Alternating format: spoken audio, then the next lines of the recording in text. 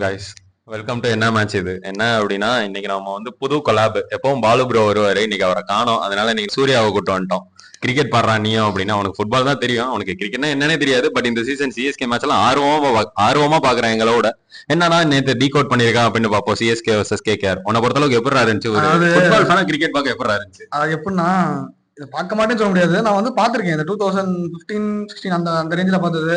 அப்பெல்லாம் CSK match எல்லாம் பார்த்திருக்கேன். அப்புறம் வந்து நான் மெக்கலம் அசி ஆடும் போதெல்லாம் ஹைவேஸ் எல்லாம் பார்த்திருக்கேன். ஸோ அதெல்லாம் பிடிக்காமலாம் இல்ல. நடுவுல வந்து ஃபுட்பால் பார்க்க ஆரம்பிக்கவும் நமக்கு அந்த நைட் ஷிஃப்ட் இதாயிடுச்சு. நைட்ல மேட்ச் பார்த்துட்டு மற்ற நாள் ஓட்டிட்டு இருந்தனால கிரிக்கெட் பக்கம் இன்ட்ரெஸ்ட் போய் ஃபுட்பால் பார்க்க ஆரம்பிச்சிட்டேன். ஸோ நேற்று மேட்ச் வந்து நல்லா போச்சு. உண்மையிலே நான் வந்து அகல பாதளத்துல அடிவாங்கன்னு நினைச்சேன். சூப்பர் செம்ம மேட்ச். பவுலிங் நம்ம பவுலிங் வீக்கஸ்ட் பவுலிங் நானுங்க.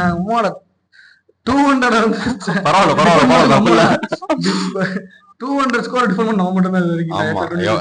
இது இத்தனைக்கும் நம்ம கிட்ட ஒரு டேக் வேற இருக்கு, ஒஸ்ட் பவுலிங் லைனப். சொல்லவே முடியாது. நேத்து அந்த 100 நம்ம ஸ்பெல் சேப்பாக்குற ஸ்பின்னரை பார்த்து எத்தனை நாள் ஆச்சு. சேப்பாக்குற ஸ்பின்னர் ஸ்பெல் பார்த்து ரொம்ப நாள் ஆச்சு. கோட்டாவை ஃபில் பண்ணி அந்த கோட்டாவை முடிஞ்சே ரொம்ப நாள் ஆச்சு.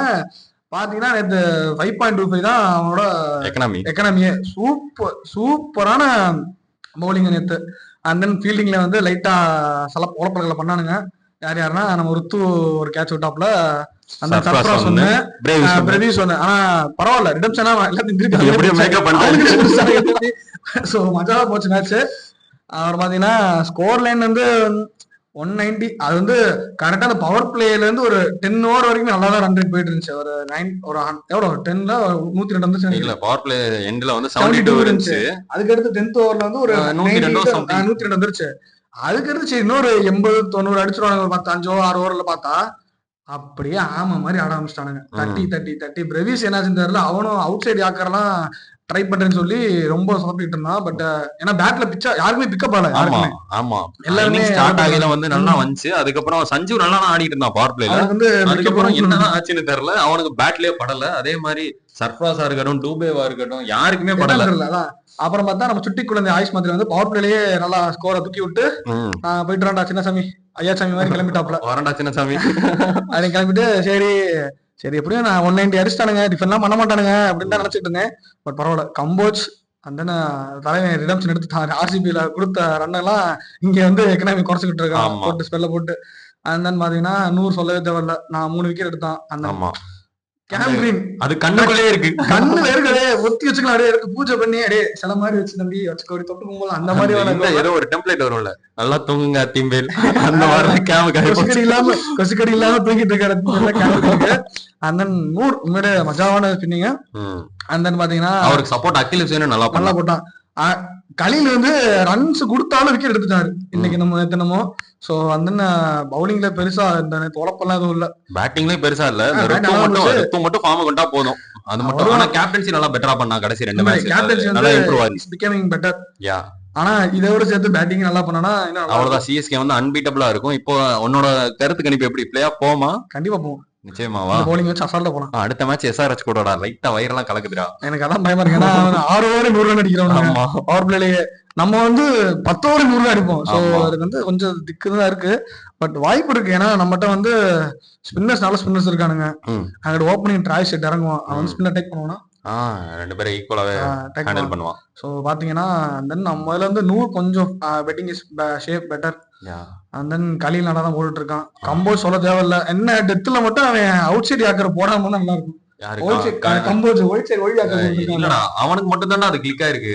இதே வந்து ஓவர் ரன் போட்டான்னு வச்சுக்கோங்க, அவனை பொழந்துடுறாங்க. கலில் போட்டான்னு பொழந்துடுறாங்க. சோ பரவாயில்ல விடு. ஒரே இல்ல அத வந்து அந்த ஷார்ட் ஆடுறது தெரிஞ்சனால ஒரு பேட்ஸ்மேன் இருந்துட்டானா தூக்கி அடிச்சிருவாங்க. அதுக்கும் பறந்துடும். சோ அதனால அது கொஞ்சம் ரிஸ்கியான மூவ் தான். பட் ஆனா உண்மையிலே நல்ல பவுலிங் அண்ட் நல்ல ஃபீல்டிங் அண்ட் பேட்டிங் தான்.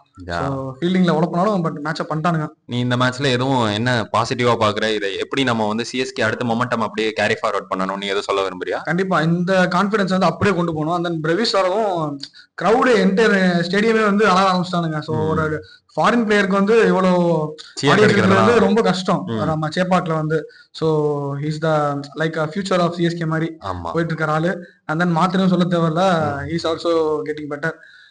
எனக்கு வந்து கேகேஆர் சொல்லணும்னா சுனில் நரேன் ம். பவுலிங் சூப்பரா போட்டான்.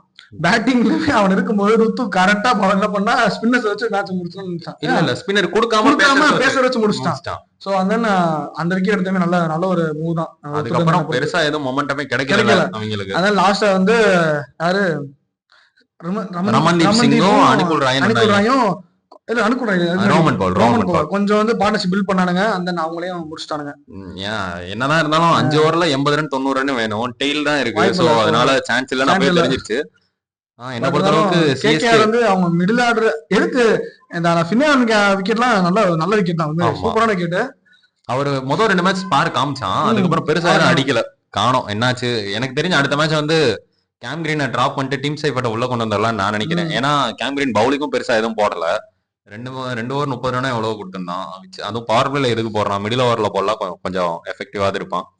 அதே மாதிரி வந்து என்ன ஒரு பிக் பாசிட்டிவ் அப்படின்னா வந்து ருத்து வந்து ஸ்பின்னர்ஸ் வந்து ட்ரெஸ் பண்ண ஆரம்பிச்சிட்டான். அது பெரிய விஷயம். நேத்து கோட்டா முடிஞ்சு அந்த போட்டு பார்த்ததே இல்ல. ஏன்னா இந்த இப்ப இருக்கிற மாடர்ன் ஐபிஎல் கேம்ல வந்து பாத்தீங்கன்னா முழுக்க பேசர்ஸ் தான் டாமினேஷன். அந்த எஸ்ஆர்எச் மேட்ச்லயும் பாத்தீங்கன்னா 4 விக்கெட் எடுத்து பேசர்ஸ் தான் 2 பேரும். சோ பேசர்ஸ் டாமினேஷன் இருக்கும்போது அந்த தியாகி நல்லா தான் போட்டான் கேகேஆர்ல. அவனும் பேசர் தான். சோ அந்த தியாகி நல்லா தான் போட்டான். அவன் மச்சி இம்ப்ரூவ்டு பவுலரா தெரியறான்டா இந்த சீசன். சோ அந்த மாதிரி பேசஸ்ட கேம் இருக்கும்போது சேப்பாக்ல வந்து ஸ்பின்னர்ஸ் வந்து நம்பி கோட்டா முடிய அளவுக்கு போட்டாங்கன்னா ருத்துவோட கேப்டன்சிஸா கெட்டிங் பெட்டர் ஃபார்ம். அதான் சொல்லணும். கீப்பிங்ல சஞ்சுவோட அந்த ஒரு த்ரோ வந்து தலைய பார்த்த மாதிரி இருந்துச்சு. அந்த பேக் ஷாட் எப்படி போட்டா அது ஒரு கிளிம்ஸ் காமிச்சோம். மோஸ்ட் இம்பார்ட்டன்ட்லி இப்போ அடுத்த மேட்ச் வந்து தலை ஃபிட்டா இருக்காருன்னு வச்சுக்கோ, யார டிராப் பண்ணிட்டு உள்ள கொண்டு வருவ. அது மாதிரி எதுவும் ஒன்னால பண்ண முடியுமா? அஸ் அ ஃபேனாவும் சொல்லு, அஸ் அ ஒரு நியூட்ரலான ஒரு அனலிஸ்டாவும் சொல்லு. இது பாசிபிளா? நியூட்ரல் அனலிஸ்ட்னா என்ன சொல்லுவேன்னா சர்ஃப்ராஸ் தான் சொல்லுவேன். ஏன்னா சர்ஃப்ராஸ் வந்து அவங்க எடுத்ததே பேக்கப் பேட்ஸ்மேனா எடுத்து வந்தாங்க. சோ இப்போ அவன் தான் நல்லா பெர்ஃபார்ம் பண்ணிட்டு இருக்கான் மிடில் ஆர்டர்ல. அண்ட் தென் பிரேவிஸ் வந்து என்ன பண்ணா தேர்ட் 2 டவுன் இருக்காங்க. அப்ப பாத்தீங்கன்னா டெவிஸ் வந்து அவங்க 2 டவுன்ல இருக்கும்போது சர்ஃப்ராஸ் டிராப் பண்ணிட்டு தோனியை வந்து இறக்குவாங்க மேக்ஸிமம். ஏன்னா அகில் ஹுசைன் இருக்கான் பேட்ஸ்மேனுக்கு ஆல்ரவுண்டருக்கு. பாத்தீங்கன்னா தோனியை வந்து ஒரு 7th man or 8th man இருக்கலாம். ஓகே, நீ வந்து அப்ப சர்ஃப்ராஸுக்கு பதிலா தோனி வருவாருன்னு நினைக்கிறேன். அடுத்த மேட்ச் வருவாருன்னு எக்ஸ்பெக்ட் பண்றியா இல்ல ஹோம் கேம் தான் வருவாரா? இந்த வாய்ப்பு என்ன பொறுத்த என்ன சொல்றேன்னா அவர் வந்து ஒதுங்கிட்டாரு. நான் இல்லாம அந்த டீம் எப்படி பெர்ஃபார்ம் பண்ணுது. சோ என்னோட லெகசியை வந்து நான் வந்து சென்னை சூப்பர் கிங்ஸ் வந்து ஒப்படைக்கணும். லைக் வந்து ட்ரஸ்டடான டீம் வந்து நான் எல்லாம் பில்ட் பண்ணணும். ஆமா, என்ன சுத்தி இல்லாம ஒரு காமனான டீம் உருவாக்கணும்னு சொல்லி விட்டுட்டாரு. இல்லாட்டி ஏங்க மேட்ச் கூட வந்து உட்கார மாட்டாரு. சோ என்ன பொறுத்த மேக்ஸிமம் வரமாட்டாரு. ஏன்னா ஒரு நல்ல பாயிண்ட்ஸ் டேபிள் டாப்ல இருக்கும்போது சும்மா ஒரு ஆறுதல் மேட்ச் மாதிரி ஒரு 2-3 மேட்ச் வந்து ஆடுற மாதிரி வச்சுக்கலாம். இல்லாட்டி இம்பாக்டா கொண்டு வந்து பேட்ஸ்மேன் மட்டும் ஆகிட்டு அந்த பவுலிங் அப்ப வெளியே போய்க்கலாம். அந்த மாதிரி தான் இருக்கு மேக்ஸிமம் இருக்கு.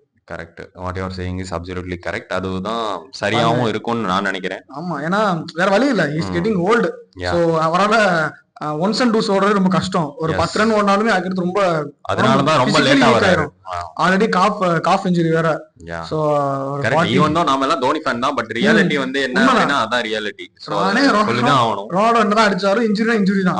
எவ்வளவு பெரிய வயசாயிருச்சுனாலே பிசிக்கலி வீக் ஆயிருவாங்க. சோ இட்ஸ் நம்ம வீட்டு படியேறதுக்கு 4 நாள் தாங்க. ஆமா, நடக்க முடியல வெயில்ல. இந்த வெயில்ல சோ லாடர்லாம் பெருசு. சோ என்ன பொறுத்த வரைக்கும் இப்படிதான் இருக்கும். மேக்ஸிமம் சர்ஃப்ராஸ் டாப் பண்ணிட்டு தோனி ஒரு 8th மேன் 7th மேன்ல இருக்காங்கன்னா சோ அந்த மாதிரி தான் வாய்ப்பு இருக்கும். ஏன்னா ருத்து வந்து இப்போதைக்கு கேப்டன்சி நல்லா பண்ணிட்டு இருக்கனால he know how to handle MS தோனின்னு. சோ இப்போ வந்து ருத்து அந்த கேப்டன்சி பிரச்சனை மட்டும் தான் பேட்டிங் அஃபெக்ட் பண்ண எனக்கு தோணுது. ஏன்னா பவர் பிளேயர் ரன் ஸ்கோர் பண்ண நினைச்சுதான் தூக்கி அடிச்சு தான் விட்டான். அவன் வந்து அவனோட நார்மல் கேமான அந்த 1-2 அந்த 2 ஓடி ஆங்கர் பண்ணாலே போதும். ஒரு ஹோல்டர் தான் அவன்.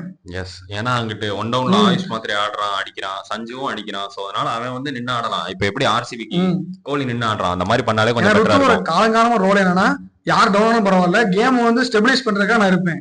மத்தவங்க செட்டில் ஆற வரைக்கும் சொல்லி ஆடுறேன். அவரோட காலங்காலமான ஃபார்மே தான். சோ இப்ப தேவையில்லாம ஓப்பனிங் ஆகிறது கொஞ்சம் சிக்கலா இருக்கு. அவன் வந்து ஒரு 3rd மேன் முதல்ல ஞாபகம் இருக்கா? இல்ல, நான் முதல்ல ஓபன் தான் பண்ணேன். ஒன் டவுன் போன சீசன் மட்டும் ட்ரை பண்ணாங்க. அதுக்குள்ள இன்ஜுரி ஆகி போயிட்டான். இப்போ வேணாம், எதுக்கு திரும்ப சேஞ்ச் பண்ணிட்டு இப்படியே இருக்கட்டும். ஓகே, நல்லா இருக்கு. சாம்சன் வந்து ஸ்பார்க் காமிக்க ஆரம்பிச்சிட்டான். எஸ், அந்த என்ன சொல்ல சிட்டி குழந்தை சொல்ல தேவையில்ல. கேகேஆர் வந்து அகல பாத்துல இருக்கானுங்க. கேகேஆர் பத்தி எது சொல்லணும்னு விரும்புறியா? என்ன மிஸ்டேக்ஸ் அவங்க திருத்திக்கணும் அப்படின்னு? பேட்டிங் லைனப்பே ஆமா, நான் மோஸ்ட் இம்பார்ட்டன்ட் பேட்டிங் லைனப் ஸ்டெபிளா ஒரு லைனப் வச்சிருக்காங்களா என்ன கேட்டா, நான் வந்து கேம் கிரீனுக்கு அகைன்ஸ்டா சுனில் ஓபனிங் இறங்குவானா? இறங்கலாம். பட் முதல்ல இத காலங்காலமா அதான் பண்ணிட்டு இருந்தானுங்க.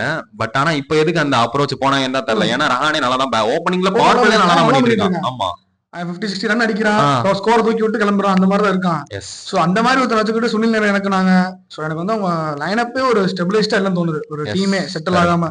அண்ட் அதே மாதிரி வருண் வந்து ரொம்ப கான்பிடன்ட் லோவா இருக்கிற மாதிரி இருக்கு. சோ அதனால பாலே நீ எப்படி போட்டாலும் அடிக்கிறானுங்க. பாவம் உண்மையாவே ரொம்ப கஷ்டமா இருக்கு வருண பாக்க. பவுலிங் லைனப்லயும் வைபவ் வராலையும் போட்டு சாத்த ஆரம்பிச்சாங்க எல்லாரும் நேத்து சேர்ந்து. கார்த்திக் தியாகி மட்டும் தான் எக்ஸப்ஷனலா போட்டான். ஏன்னா இது வந்து போட்ட ஸ்பீட்லாம் 150 அவன் 140 யாருக்கா நெயில் பண்றான், அடிக்கவே இல்ல. அடிக்க முடியல. சோ நம்ம இதுல ஜேமி ஓட்டன் வந்து அந்த மேட்ச் இந்த 4 விக்கெட் எடுத்த மேட்ச் வந்து நல்லா பவுலிங் பண்ணிருந்தான். நேத்து நல்லா தான் போட்டுருந்தான், பட் இருந்தாலும் அவன் கொஞ்சம் ஸ்பெல் ஒர்க் அவுட் ஆகல, அதான் சொல்ல முடியும். ஓகேடா, நல்ல ஒரு ஃபுட்பால் ஃபேனா இருந்தாலும் கிரிக்கெட்ல நல்லா இவ்வளவு அனலைஸ் பண்ணிருக்க. முதல்ல பார்த்தேன், அப்புறம் விட்டுட்டேன்.